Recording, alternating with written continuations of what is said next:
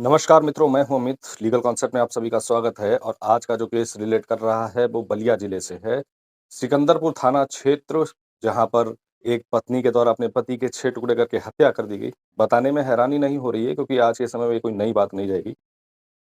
मामला 10 मई का है, जब पत्नी के द्वारा एक सिकंदरपुर थाने क्षेत्र में दी जाती है कि उसका पति बक्सर स्टेशन पर गया था अपनी बेटी को लेने, लेकिन अभी तक उसका कुछ अता-पता नहीं है और मोबाइल भी स्विच ऑफ जा रहा है।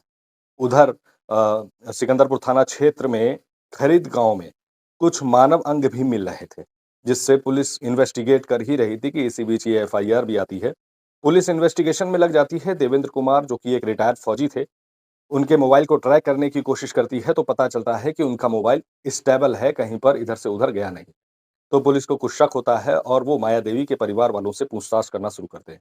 इस पूछताछ में बेटी सामने निकल कर आती है और वो कहती है कि अ, अपनी माँ के बारे में इशारों ही इशारों में पुलिस को काफ़ी कुछ बताने की कोशिश करती है।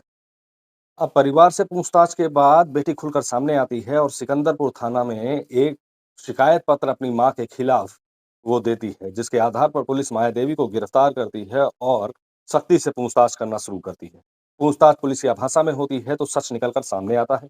माया देवी बताती है कि उसने अपने पति देवेंद्र कुमार की हत्या अपने प्रेमी अनिल यादव और साथी सतीश कुमार और मिथिलेश के साथ मिलकर की है और उसके शरीर के टुकड़े करके सतीश और मिथिलेश ने इधर-उधर बिखराए हैं और इसी किसी को शक ना हो, इस कारण से उसने गुमशुदगी की रिपोर्ट भी दर्ज कराई।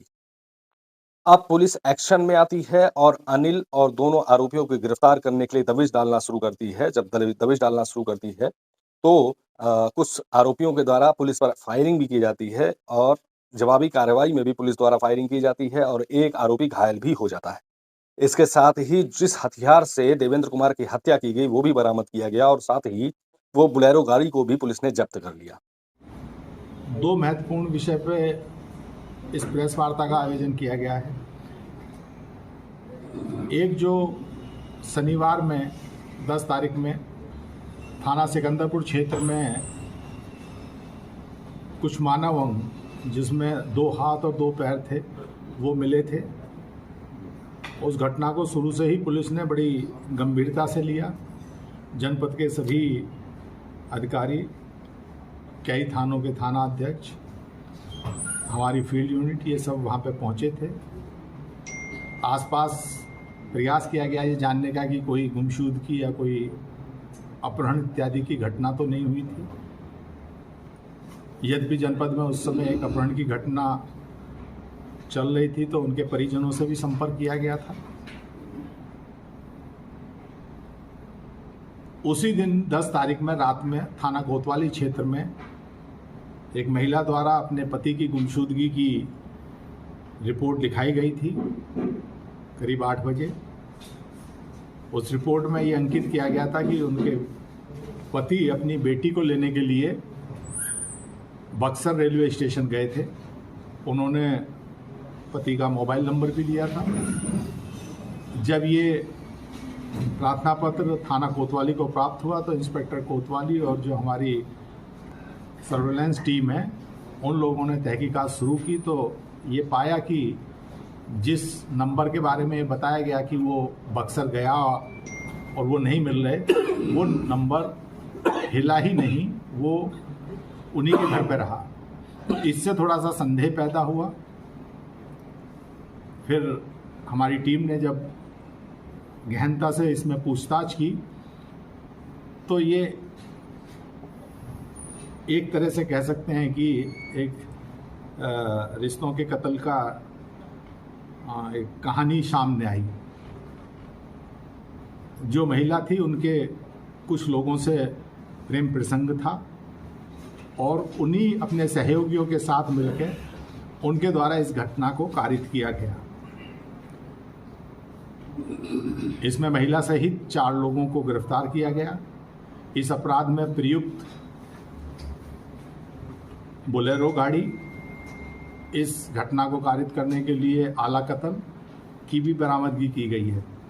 और ये अपराधी इतने दुस्साहसिक भी थे, जब कल रात में हमारी चेकिंग चल रही थी तो एक टिप ऑफ मिला कि इनमें से 2 अपराधी बिहार भागने की तलाश में थे, अपना कोई सेफ स्थान पर जाने के लिए।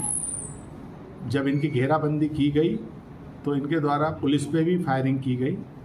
पुलिस द्वारा आत्मरक्षा में फायरिंग की गई तो एक अपराधी के उसमें घायल हुआ, गोली लगी। पूछताछ पे उसके द्वारा जो सिकंदरपुर में घटना हुई थी उसमें अपनी संलिप्तता भी स्वीकार करी। जो मुखबिर की सूचना थी वो बड़ी सटीक थी। तो आज इन सबको जेल भेजा जा रहा है। ये बहुत ही घृणित अपराध था, दुस्साहसिक भी था, जिसमें एक व्यक्ति के 6 टुकड़े कर दिए गए, 2 पैर 2 हाथ, जिन्हें ट्रांसपोर्ट करने के लिहाज से इनके द्वारा ऐसा कृत्य किया गया था। अलग अलग स्थान पर डाले गए थे। पैर और हाथ तो ग्रामीणों की सूचना पर बरामद हुए थे। जब इस घटना का खुलासा हुआ तो अभियुक्त गणों की निशानदेही पे शरीर का अन्य हिस्सा प्राप्त हुआ है।